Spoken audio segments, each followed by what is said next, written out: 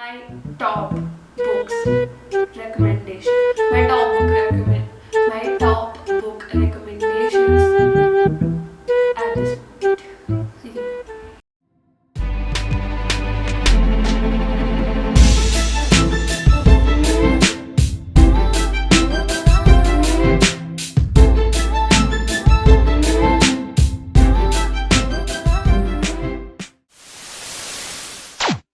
Back to my channel, my top books. It is divided into two parts, that is fiction and non-fiction. सबसे पहले we'll start with non-fiction. Non-fiction में the best book till now I have only read two books, but the best one is Atomic Habits. सबसे simple चीज़ जो उस book में like पहले एक दो चैप्टर्स में आ जाती है, दैट इज हर रोज़ 1% बेटर होने की ट्राई करनी चाहिए. Every day we are offered with two choices, either repeat or evolve. So it is all about evolving. The next book is The Subtle Art of Not Giving a. जैसा title है वैसी book है. It is all about कि you cannot sort everything in your life. You cannot get through everything in your life without crying या टूटे बगैर हर चीज़ से नहीं निकल पाओगे. हर एक की लाइफ में प्रॉब्लम्स आती हैं और शिट होती है, बट उस शिट से बाहर निकल के जब आप एक्चुअल जो आप हो वो बनोगे तो that will be the ultimate conquering of life. इस बुक का जो लास्ट चैप्टर है वो मेरा वन ऑफ द फेवरेट्स है.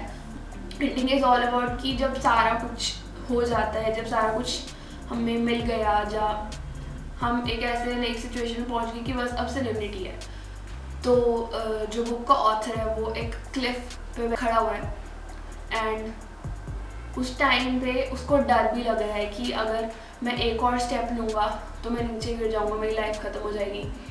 बट वो एक और स्टेप में ही सारा कुछ है. नहीं, वो एक और स्टेप ही मतलब उसके लिए उस टाइम मैटर करता है. वो एक और स्टेप में वो क्लिफ के नीचे देख पाएगा और वो क्लिफ के नीचे इतना pretty paradise kind of scenery है और इतना प्रिटी हेवन लाइक सीनरी है.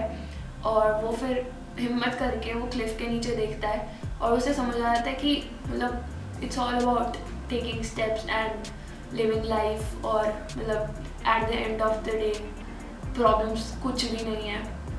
एंड जब वो क्लिफ से वापस आ रहा होता है तो तब वो नोटिस करते कि एक इंसान बहुत देर से उसको घूर रहा था एंड वो इंसान ऑथर से पूछता है कि are you all right, you were standing there, and author says better than I could ever be. So the ending is the chef's kiss. Then we move to fiction. Fiction में a book that I am extremely surprised कि मेरे tops में आ रही है. Not a fan of comic books, मेरे को नहीं समझ में आती वो.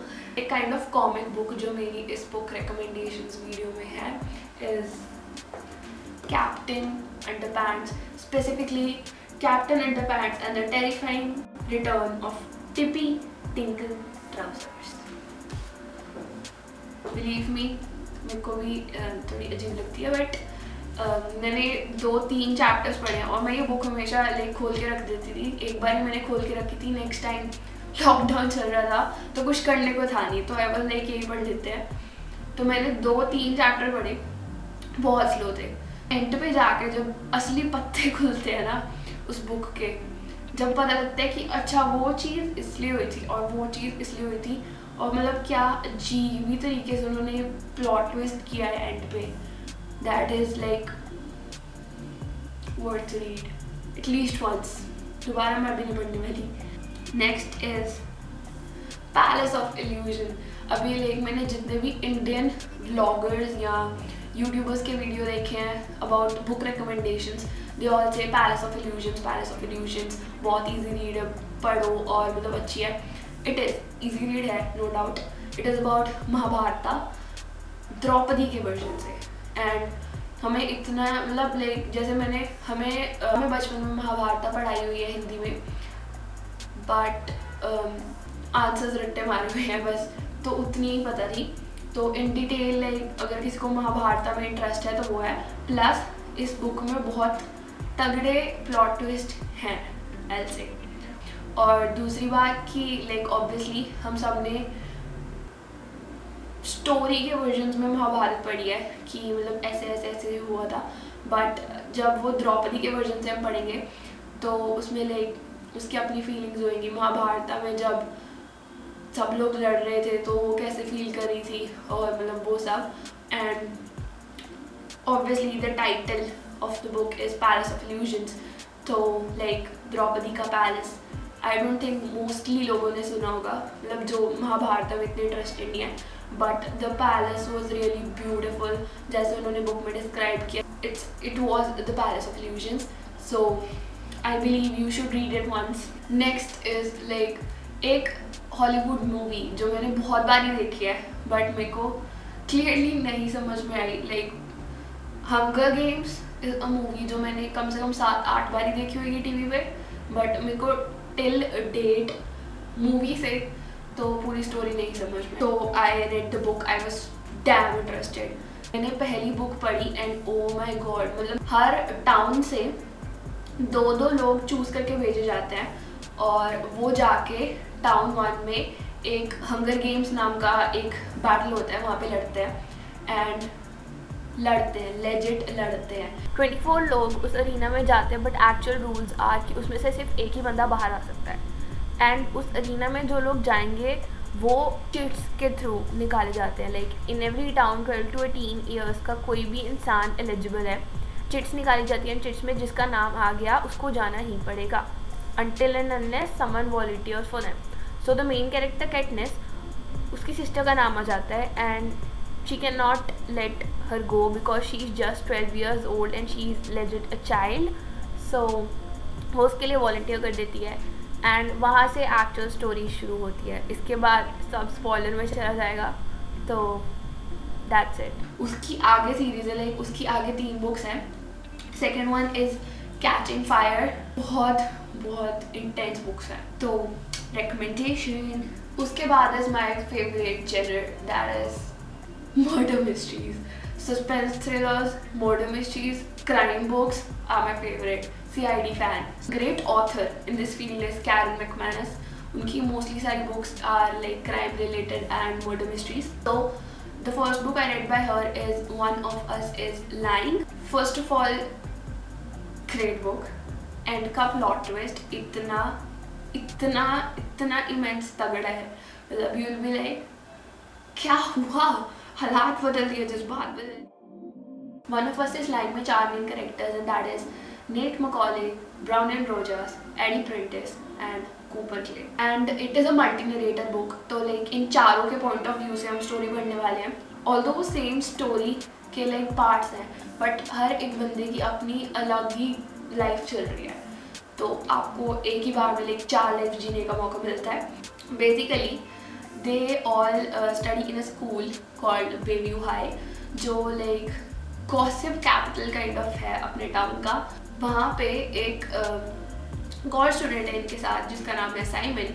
वो एक वेबसाइट चलाता है that is known as About That. Site पे वो अपने सारे स्कूल मेट्स के एक करके डीपेस्ट डार्केस्ट सीक्रेट्स अपलोड कर रहे हैं। ये सब चल रहा है एंड एक दिन ये चारों मेन कैरेक्टर एंड साइमन को एक डिटेंशन मिलती है।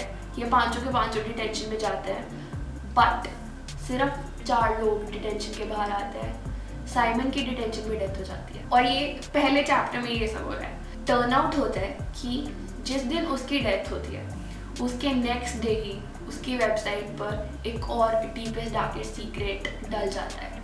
ही इज़ डेड बट उसकी वेबसाइट चल रही है। कैसे?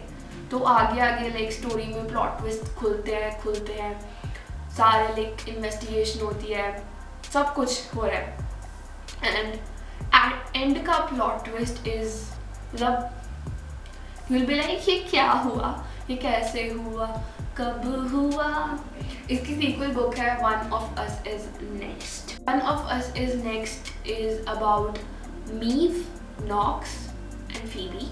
बेसिकली वो सीक्वल है, तो One of us is Lying के जो कैरेक्टर्स हैं वो भी इसमें आएंगे, उनकी आगे की स्टोरीज दिखाई जाएंगी। अभी 18 months हुए हैं लेजिट उस साइमन इंसिडेंट को। दोबारा से एक लाइक चैट ग्रुप बन गया है विच इज़ अननोन, एंड उसमें कोई है जो एक ट्रूथ एंड डेयर गेम चला रहा है। आपको ऑप्शन दी जाएगी, आपको आपका नाम आ जाएगा कि blah blah you are the next one, या तो डेयर करो या तो फिर I spill your deepest darkest secret out. अगर आपने डेयर कर दिया तो यू आर सेव्ड, बट अगर नहीं किया तो आपका डीपेस्ट डार्केस्ट सीक्रेट बाहर आ जाएगा। And some of the dares are like threatening which actually they are, and एक डेयर करते करते किसी एक स्टूडेंट की जान चली जाती है। एंड का प्लॉट ट्विस्ट इज, इसका प्लॉट ट्विस्ट जो है ओ माय गॉड, लाइक वाह, मतलब कैसे मतलब सोच सकते हो आप उस प्लॉट ट्विस्ट को, मतलब आप सोच भी नहीं सकते। So that's it, bye.